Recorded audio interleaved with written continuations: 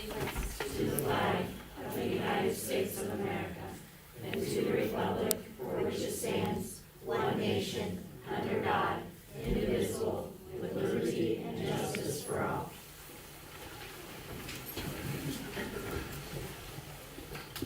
Good evening and welcome to the February 16th Brown County School Board meeting. Are there any modifications to the agenda? There are none. Is there a motion to accept the agenda?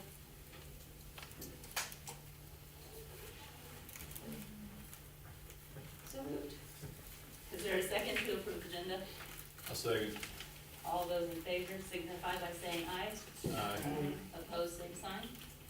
Abstentions? Motion carried.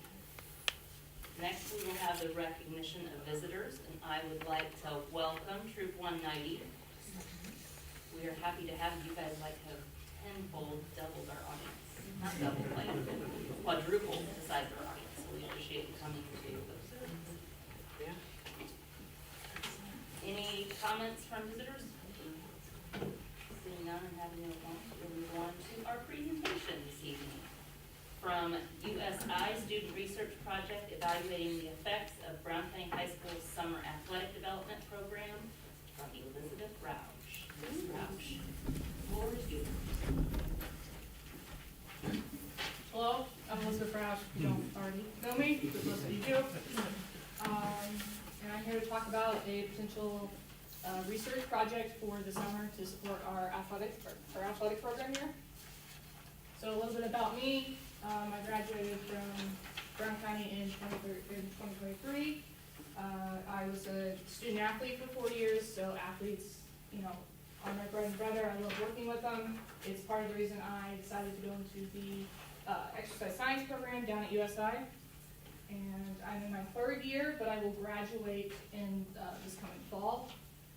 I don't know what I'm doing yet, but I will probably end up going into a master's program of some kind.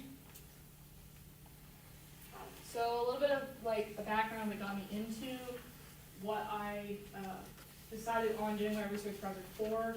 So last year I took a sports psychology and sport nutrition course as a part of my required coursework.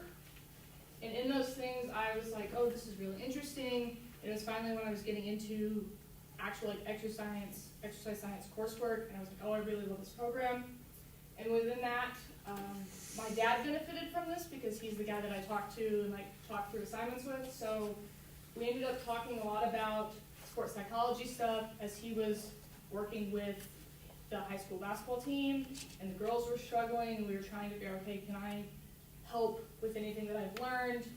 And then the same on the nutrition side, because it's a thing that I really wish we had more of here at the high school when I was an athlete. I definitely realized oh, I was underfueled. I was not performing at my best.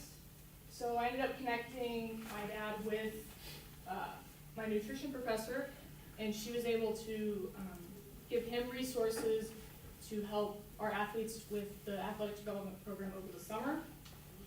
And through my sports psychology course, I did an honors project in which I talked to some of the coaches I've had experiences with. We talked about the Brown County way of we want to succeed, but then when it comes to time to succeed, we kind of just were it's okay if we succeed, even though we really want to. And I did a survey with those coaches of what do you think is the root cause of that? Is there a way we can start changing that? And it was a really helpful presentation. It kind of got me kickstarted on stuff I wanted to do over the summer.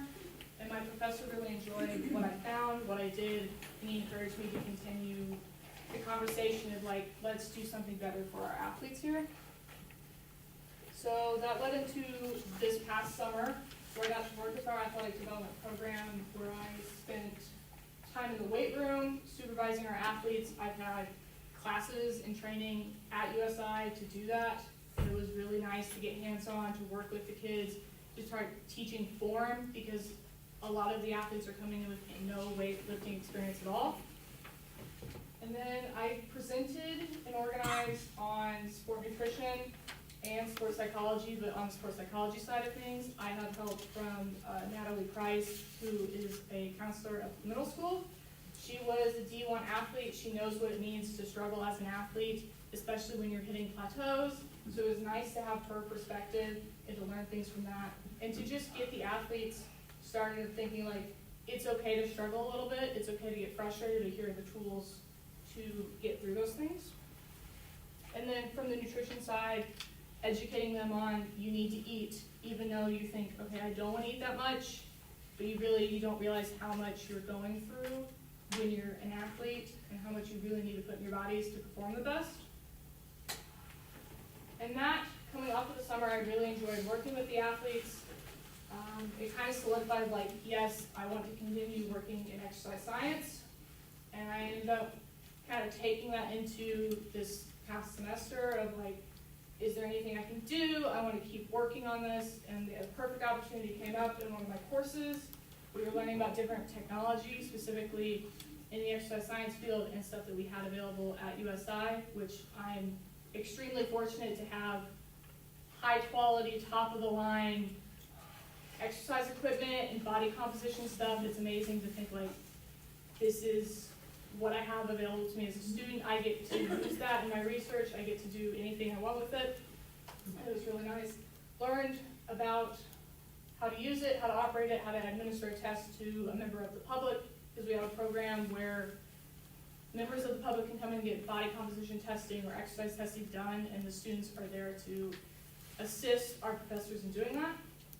But my professor is also my advisor, so I've gotten to know him much closer than I would with anyone else.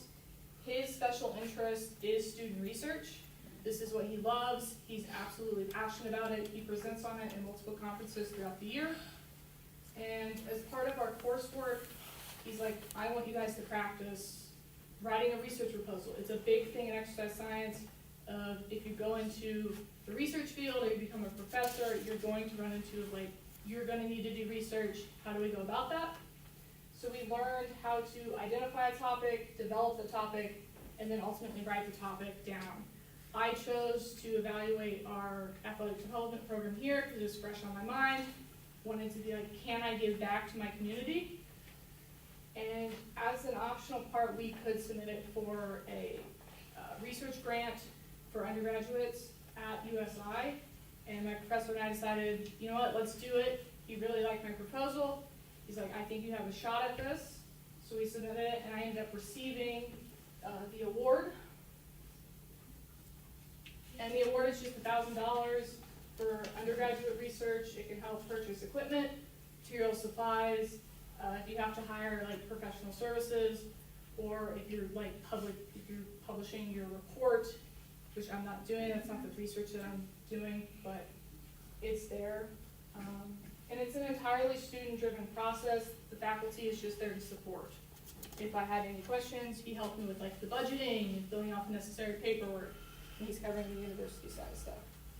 So my research topic is, like, you can't really measure success. Like, what does success mean? I want to put numbers to that. So I learned how to do that in my classes.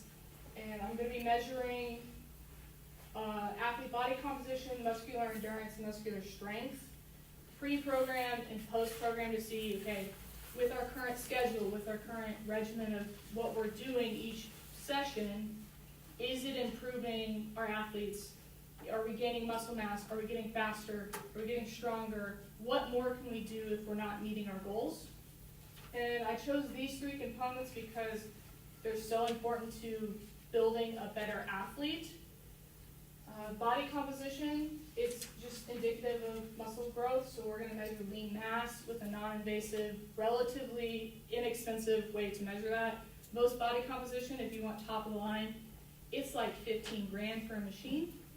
So, which that gives you a whole lot of stuff, but the method that I chose to use is still worthwhile. It still gives you good information. And I've begun the conversation with our athletic trainer here. She is going to assist with that. So there is a medical provider that knows what she's doing. She has the same education background that I do and more experience in it. And then for muscular endurance, we don't have to buy anything. We don't have to do anything because we have a weight room that is fit for this. This is what it was meant to do. So we're going to use what we have available. And same thing with muscular strength. We're using our resources, we're making everything the best that we have available. And if you have more questions on that, I can talk for days about muscular endurance, muscular strength, if anybody has questions. So my research goals, these are just additional goals, that I want to determine if our current program meets what we intended it to do. Are we getting growth? Do we need to do more? What changes can we make? And then I want to provide a platform to demonstrate that Brown County Athletics, we're making success. Like, look at us, we can hopefully bring in more athletes. Like, this is what we're doing over summer. It's proven to be successful. If community members want to get involved, more of like, well, we can help sponsor this, we can help, purchase more equipment, just trying to get more of a community back into athletics. And then obviously it's giving me relevant experience in the research process, because I will more than likely end up doing some sort of research in graduate school. And then that leads us to the next steps.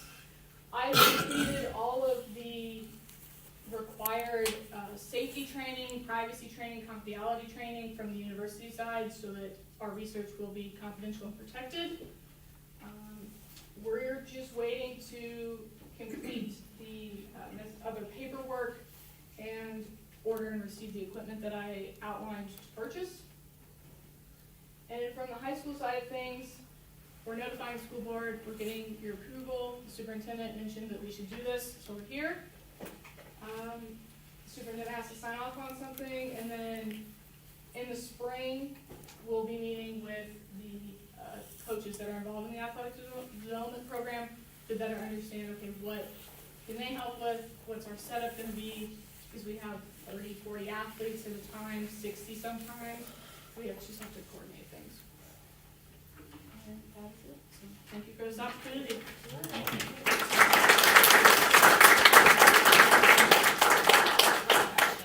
When do you have to have official approval from the board?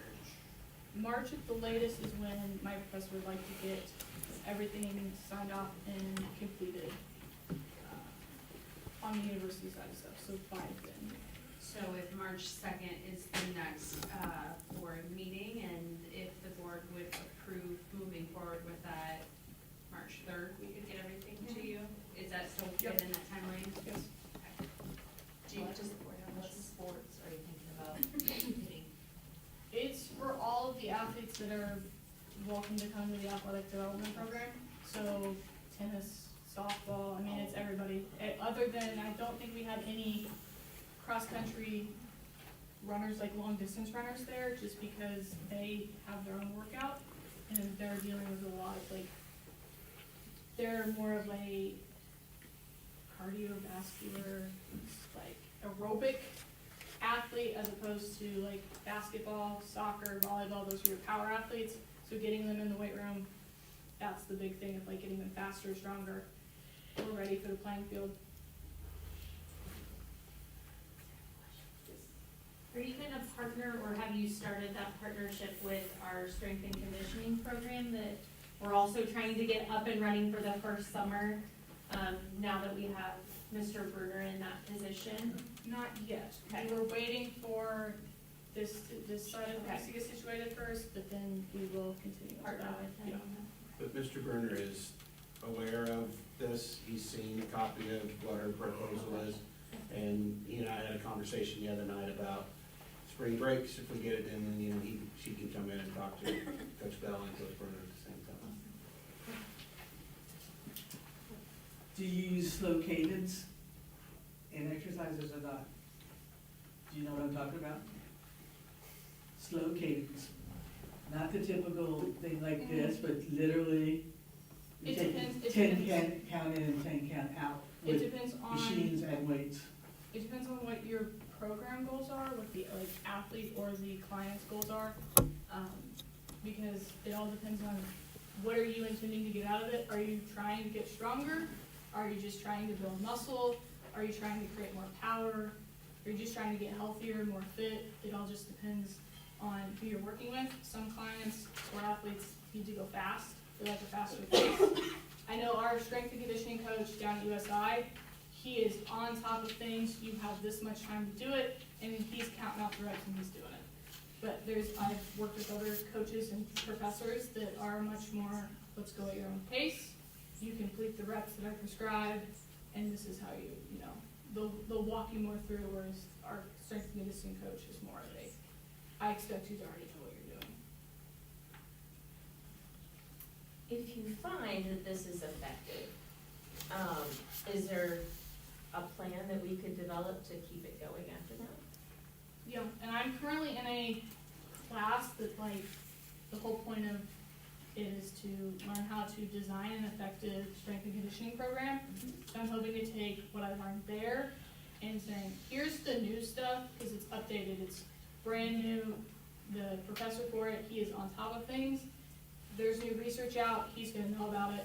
So I'm hoping to get more out of that class and help with what I've learned, translate it here, so this is some new ideas to bring in, something fresh, maybe, saying we can work with going for the athletes all year round, as opposed to just the month of June, can we extend it into July? There's a whole bunch of ideas floating around that we can definitely. Any other questions?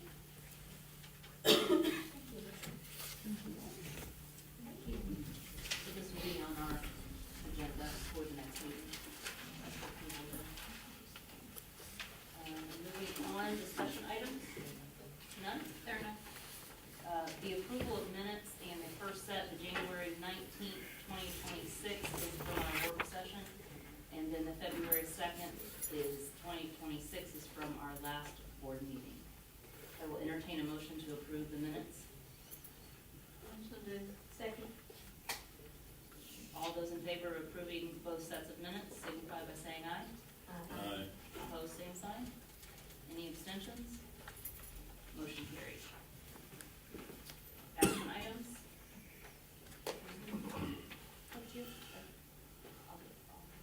Okay. First action item we have is the recommendation to approve the request for proposals packet for the Brown County Schools mowing services. So move. Is there a second? Second. All those in favor signify by saying aye. Aye. Opposed, same sign. Abstentions? Motion carries. Oh, discussion, sorry. It's okay. Just to give people an opportunity to ask a question. Any discussion about the opening those? Next one is the recommendation to approve the request for proposals packet for Brown County Schools district-wide asphalt maintenance and repair services. Is there a motion to approve? I so move. Second? All the, discussion? Yeah, I will say for both of these requests for proposals packet, just excited for this work to get out there. I want to thank Mr. Steele for putting these together. I think this is one of the few examples of how we intend to just look at what's out there and price competitive and efficiencies, and just this is a piece of the strategic planning moving forward. So again, just excited for this work to happen. So All those in favor, signify by saying aye. Aye. All those opposed, same sign. Any abstentions? Motion carried. The next is the recommendation to approve the out-of-state professional leave request for Emily Callahan to Nashville, Tennessee for the AASA National Conference, February 11th through the 13th. Is there a motion to approve? Discussion. I would move to. Okay, second? I'll second it. Discussion? yeah, I did realize the date is after the fact for the board meeting, so apologize for the error. All those in favor of approving the out-of-state professional leave request for Emily Callahan, signify by saying aye. Aye. Opposed, same sign. Abstentions? Motion carried. The next is the recommendation to change the title of the corporation nurse to Director of Health Services. This is no change in contract days or salary. Is there a motion to approve this change? I'll second. Discussion? Yeah, we are working with the 3 new positions that we have hired, and we put out there, I believe, in December. This is one of those areas where we hired an additional nurse, and it has the same title as our current corporation nurse, Holly Gordon. So we just wanted to have a distinct difference between the titles, so people clearly know that there is a director of health services, and our new position will be a corporation nurse, to come alongside our health assistants at each school. Discussion? All those in favor of approving the change of the title from corporation nurse to director of health services signify by saying aye. Aye. Opposed, same sign. Abstentions? Motion carried. Next is a recommendation to approve the donation of $126.54 from Kroger to Spurnica Elementary School Student Activities Fund. Is there a motion to approve? Second? I'll second. Discussion. Thank you. All those in favor of approving the donation of $126.54 to Spurnica signify by saying aye. Aye. All those opposed, same sign. Abstentions? Motion carried.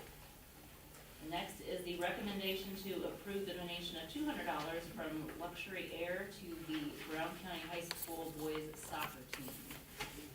Is there a motion to approve the donation? Second? Second. Discussion? Thank you. What is luxury? I am not sure. All those in favor of approving the donation of $200 from Luxury Air to the Brown County High School boys soccer team signify by saying aye. Aye. Opposed, same sign. Abstentions? Motion carried. Next is a recommendation to approve the donation of $492.82 from Art to Remember to Van Buren Elementary School Art Fund. Is there a motion to approve? Second? I'll second. Discussion? Thank you. All those in favor of approving the donation of $492.82 from Art to Remember to Van Buren signify by saying aye. Aye. All those opposed, same sign. Abstentions? Motion carried. Next is a recommendation to approve the proposed high school agricultural program, including FFA, to begin at Brown County High School for the 26-27 school year. Is there a motion to approve? I so moved. A second? Discussion? Thank you. Wonderful. Yay. Yeah, yes, wonderful, wonderful. So excited. Doug and Denise have been working for this for a really long time, so it's very exciting. All those in favor of approving the proposed high school agriculture program, including FFA, to begin at Brown County High School, 26-27 school year, signify by saying aye. Aye. Opposed, same sign. Abstentions? Motion carried. Next one is recommendation to approve the creation of the middle school softball and baseball program at Brown County Middle School. I move to approve middle school baseball and softball. A second. Discussion? It's also very. Yeah, we had a presentation about this at the last meeting, and I think it's really exciting to be able to offer it for the school now, so. All those in favor of approving the creation of softball and baseball at Brown County Middle School signify by saying aye. Aye. Opposed, same sign. Abstentions? Motion carried. Next, we move on to our consent agenda, starting with separations of Brown County High School track coach Don Hamrick, effective February 2nd, 2026, through appointments of Brown County nurse Kimberly Prendergast, full-time with benefits, $35 184 days per year effective March 2nd. Is there a motion to approve the consent agenda? I so moved. Second? Second. Discussion. That was nice. All those in favor of approving the consent agenda signify by saying aye. Aye. Opposed, same sign. Abstentions? Motion carries. Next is our superintendent report. Yeah, thank you so much. First, I want to thank Lizzie Roush for all of the hard work from last summer and the work to be able to get this research proposal and then to come and present. It was just an incredibly proud moment to see a former student come up here and want to pour back into the school and into the community. And I think it's amazing timing for our program, and I think a lot of really, really great things can come out of this. So thank you so much for your desire and drive to do this. I also want to welcome back students tomorrow. We did not have kids in session today. It was our second district professional development day, so I'm excited to hear from the principals and the teachers of how it went today. It was completely building based. I know middle school, high school got to share some time in the afternoon today, but so excited just to hear the feedback and grateful that the staff get the opportunity to come together a couple days during the school year. I wanted just to give, I have a few updates on the construction around the district because we've got a lot going on. At the high school here, I think the biggest thing we have is the renovation to the restrooms. And if anybody, the board would like to see the progress on the restrooms that are up by the commons, I'm sure Mr. Steele will let us in there, but we have tile that is up now, and so it's slowly, you're starting to see some changes, which is really cool to see. So that they're going to have a meeting to discuss the summer work during spring break, the work that they can do during spring break. So we'll get an update on what will be able to happen coming up for the high school as well. As you know, we still have HVAC in the science wing, the aux gym, the main gym, yet in that phase 2 of that project. And the restrooms in the 100 hallway. So it's exciting. And the HVAC isn't exciting as the restrooms, but the restrooms are gonna look so nice. It's a little nervous to open them up. You know what I mean? But I think the kids are gonna notice a massive change, and I think be really, really proud of it. So excited for that work to happen. At the Early Education Center, we have a demolition of the girls' restroom is complete, and they've laid all of the underground plumbing, and so the next step is that electrical rough-in and continue working over there at the EEC. And then we have at Van Buren Elementary School, as you know, that's the massive HVAC project. So the air handling units are starting to come in, chilled water pumps, those types of things. So nothing to visibly quite see at Van Buren, but the work is happening, I assure you. So that's just a small update on the construction. And then before I get to the finance part of it, I did want to give a small update on the enrollment certification. So we have 2 student count days. One is in October and one is in February. As you know, count days determine our state tuition per student, which is based on our enrollment at that date that they do that count day.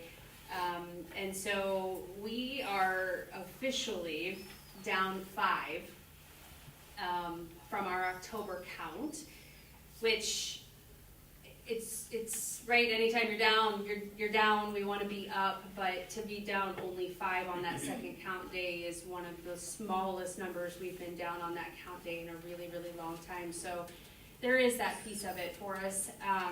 We're working really, really hard. I think it's also important for the board to know that, February 2nd is that count day, and it is literally students that are there enrolled on February 2nd. We have 9.14 students, and I'll explain the 0.14, that is in our actual count of students that are here. And a couple of those kids are kids that are homeschooled but come to us for one period or for one class. So there's a partial there, that's how you get a 0.14. It's also, could be a student that's a speech-only student, so we only get a partial credit for that. And then the other, which is about 4 or 5, are students that are either placed with us because of a BCS transfer or placement that came after the count day, which was February 2nd, or any families or students that enrolled even on February 3rd. They will be claimed by their previous school. So if maybe we could have had a week out, I think we would have been able to actually be up the 4 students and be able to celebrate that. But we are officially at 1389.86. We also do not get in state tuition for pre-K as well. And I believe we have about 108 preschool students across our district that we serve. Okay, I will jump over to the finance. I'm gonna have you, Lizzie, unhook here. And that will give me an opportunity to pull this up. And then Jackson, I'm just Apple TV.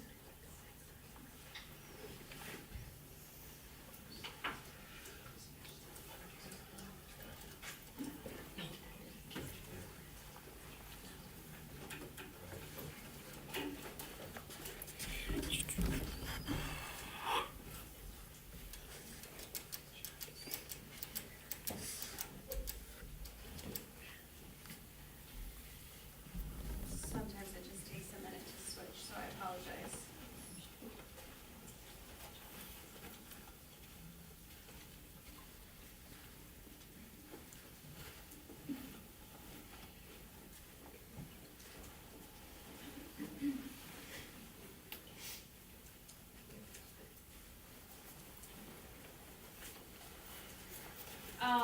And before we talk about this, that is up here, the board, you have your fund report that I have printed out for you. So you can take a quick look at each of those funds that are listed. There's only 2 things that I would like to highlight for you. One of them is, you will see in the 2025 bond, a transfer out of $500,000, and you will see in the operations, a transfer in of $500,000. That is because we have gotten reimbursed with the bond money, and so the bills that we had to pay came out of operations, and we were just able to transfer that money over to be able to pay for that.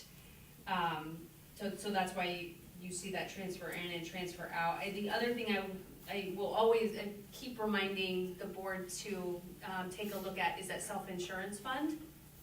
And you remember from December when we had this finance report, it was 573, 110.03, and now we're at 611, 115. That's just a number we want to keep an eye on and a target to look at. So it goes up, it's good.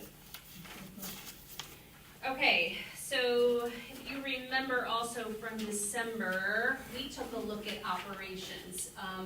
This came out of an opportunity that Megan and I looked at, trying to find a way to be able to categorize expenses on a monthly basis that was easy to digest and give the board and the public an idea of, hey, what is it costing for trash or utilities or whatever it may be in a month's given time. So these are January expenses for the operations fund.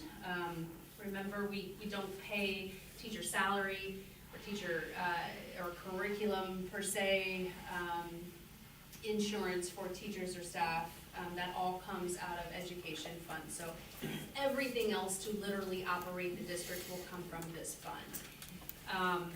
So you can see some of those categories, a few notes,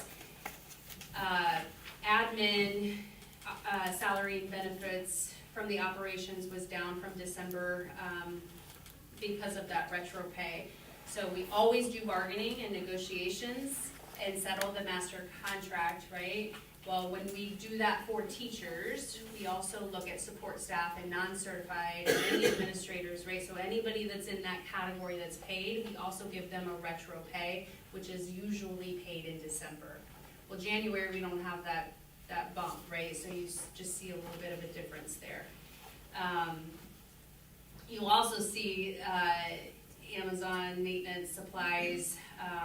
We have to remember there is a time period where we shut off spending for the district.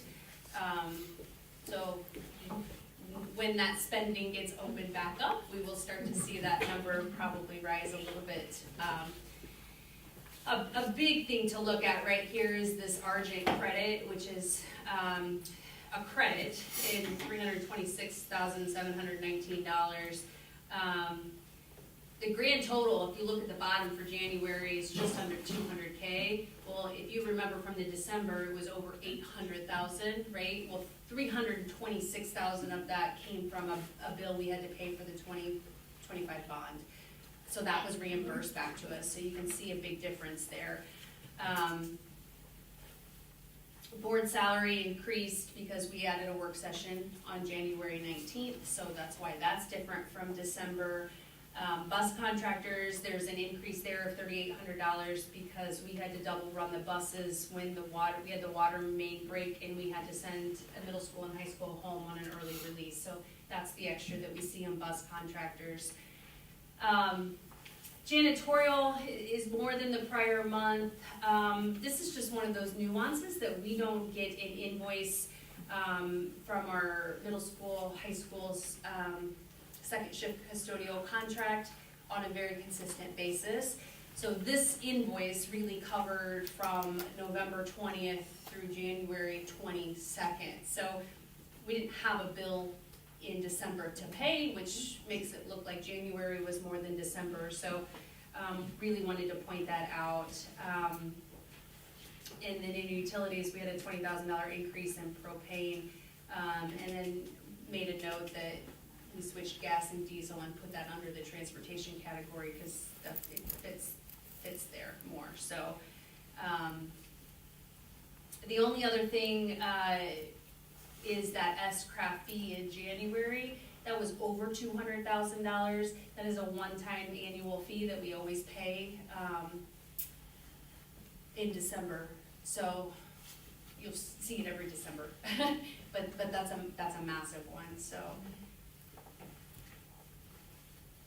that is a summary for January. I think a couple other things, the school resource officer is on here, that is only about 3 times a year. So we wanted to be able to show that to you.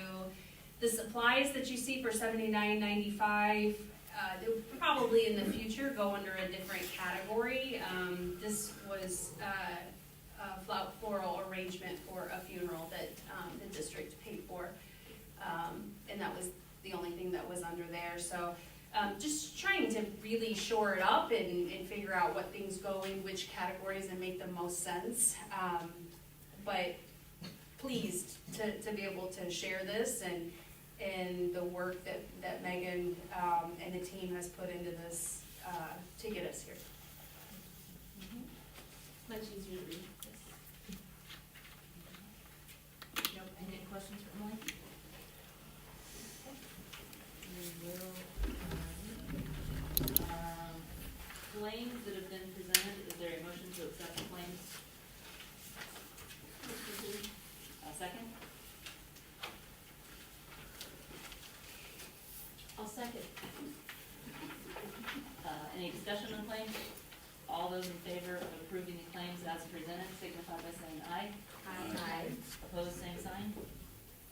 Abstentions? Motion carried. Ladies, legislative update. Yeah, I just wanna mention that Janice and I are going up tomorrow, which is both, ISTA Teacher Union Day as well as School Board Day. So there'll be a lot of red, I'm guessing, red for Ed.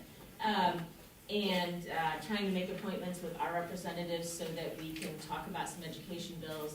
So if there's anybody who has something you want us to tell our representatives, let us know tonight, and we'll make sure that gets there. I'm really not scrolling my phone for fun. I'm really trying to find out what happened at the legislature today, because there were a lot of changes. We are in the week 8 of 9 weeks that we'll have for the legislature, which means the bills are, I think, actually, the first bill I've seen that's education related, that is related to your thesis, actually, maybe, is Senate Bill 25, looks like it's ready to be passed on to the governor. So we're getting to the point where the next 2 weeks, bills will finish their process. And that bill is one that will determine what the order of school board candidates will be when they're on the ballot. So that is determined now in this bill to say it'll be the parties followed by independent, followed by nonpartisan. So the other bills are all like in that in-between process, and I know there were changes in the social media bill. It was gone and now it's back. The cell phone bill looks like it's gonna be bell to bell, right? Which means that currently this cell phone bill says you can't have a cell phone during instructional time, and the new one will say you can't have it at all during the day. And so each school, I think, then will be able to devise their own process on how they want to do that. Is that? I updated my stuff this morning. Okay, good. I was gonna say, and I heard that and again, you can decide to do a number of different things and how you wanna do that. But it is gonna be a cost to schools, so I'd like to see in addition to that paid for some of that. They do say that we can use the school safety grants to do that, so I think that was added. So that is a bill that we've been watching, that is Senate Bill 78. Also, the bill that I've been watching the most, and I think is not consequential to us today, but could be consequential to us later, is House Bill 1423. That is actually about the Indianapolis Public Schools and how their school boards are arranged. And they have said that what they're doing in this bill is a model for what they want to do in other school corporations. And that's not really, in our opinion, great for small school corporations like ours. And what it would do is it would take some of the operations, which is specifically buses and buildings, and take that away from the elected school board and give it to a board that is appointed 100% by the mayor of Indianapolis. And he appoints all 9 positions. And those can be a lot of business people and other things. And then that is taking decision-making away from the elected school board. And it is also giving additional property taxes to charter schools, which are not currently getting them. So both of those things are huge changes, and they're trying it out in IPS, and they've said that it is a model for the future. So that is probably my number 1 bill to talk about tomorrow with our legislators. Sometimes you gotta choose 1 or 2, and that's it. So you kind of gotta decide what's the hill you want to die on. So that is one that we're just watching really carefully, as are, I know the Indiana Coalition for Public Education is really on top of it. They had a call blitz today from 11 to 1 just on that one bill, trying to clog up the phones at the legislature. So those are most of those. I think, at the next meeting on March 2nd, legislature will be done. So they finish on February 27th. But I do encourage you to pay attention to, if you're in education organizations or whatever, to the bills they're talking about, because this week is really one of the last times that we have an opportunity to have input. So we want to make sure that if there's something you feel strongly about, that you do call. They do listen, they do count. So if, today I had 100 people call about this one thing, and usually I only get 2, that indicates that something's going on and maybe I need to pay attention to that. So I think it really does matter to call in greater numbers. It also means that I think as of Friday, like the 19th, is the end of committees.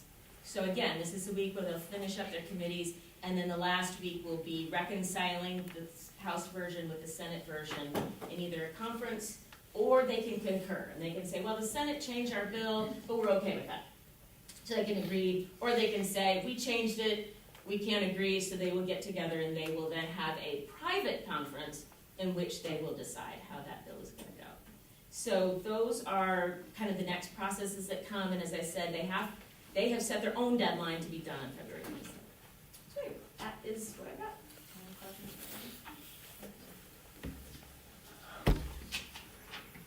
Anything else? Is there a motion to adjourn the meeting? So moved. A second? I'll second. Any abstentions? All those in favor, signify by saying aye. Aye. Opposed, same sign. Motion carries. Thank you all for attending.